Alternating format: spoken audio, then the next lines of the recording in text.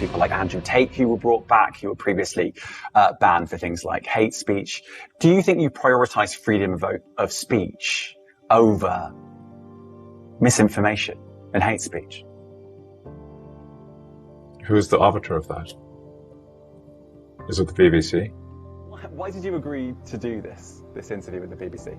I don't know. I like spontaneity, and I don't know. There's a lot going on, and it seems like I actually do have a lot of respect for the BBC. Although sometimes I forget what the BBC stands for, you know. But what is it? Just kidding. You know what it stands for. Yes, I do. So there's a lot going on.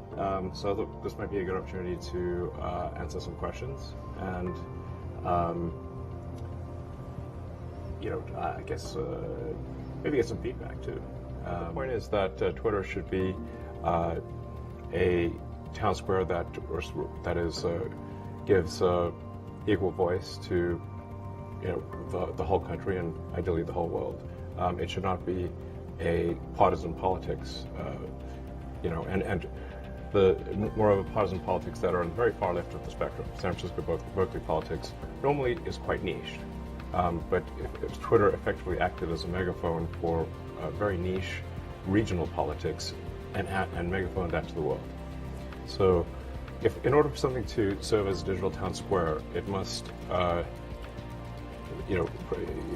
serve all people from all political persuasions, provided it's legal. Close to half the country voted for Trump. I wasn't one of them. I voted for Biden. But nonetheless, free speech is meaningless unless you allow people you don't like to say things you don't like. Otherwise, it's irrelevant. And if at the point at which you lose free speech, it doesn't come back. Yeah, so I've been thinking about AI for a long time, since I was in college, really. It was one of the things the sort of 4 or 5 things I thought would really affect the future dramatically. It is fundamentally profound in that the smartest creatures, as far as we know, on this earth are humans, is our defining characteristic. Yes. We're obviously weaker than, say, chimpanzees and less agile, but we are smarter. So now what happens when something vastly smarter than the smartest person comes along in silicon form? It's very difficult to predict what will happen in that circumstance. It's called the singularity. It's a singularity like a black hole, because you don't know what happens after that. It's hard to predict. So I think we should be cautious with AI, and I think there should be some government oversight, because it affects it's a danger to the public. I'm sort of worried that, hey, civilization, if we don't make enough people to at least sustain our numbers, perhaps increase a little bit, then civilization is going to crumble.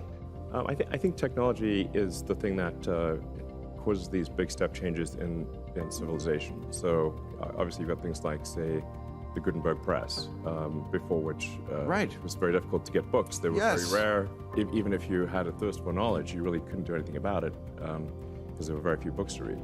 So, and the internet is something beyond the Gutenberg press, I think. But it's when I first saw the internet coming into being in a way that the general public could use it, it felt like the humanity as a whole was developing a nervous system. You have talked about this woke mind virus. What is the woke mind virus? And if we don't deal with this, nothing else can get done. Tell me why you think that. The amount of indoctrination that's happening in schools and universities is, I think, far beyond what parents realize. And I sort of came to realize this somewhat late. The experience that we had in high school and college is not the experience that kids today are having, and hasn't been for, I don't know, 10 years, maybe 20 years. So, aren't parents themselves also a big part of the problem? I suppose in some cases that parents, but I think like the parents are just generally not aware of what their kids are being taught, or what they're not being taught. Yeah, so I think we need to be very cautious about anything that is anti-meritocratic. and anything that is that results in the suppression of free speech. So, those are two of the aspects of the woke mind virus that I think are very dangerous.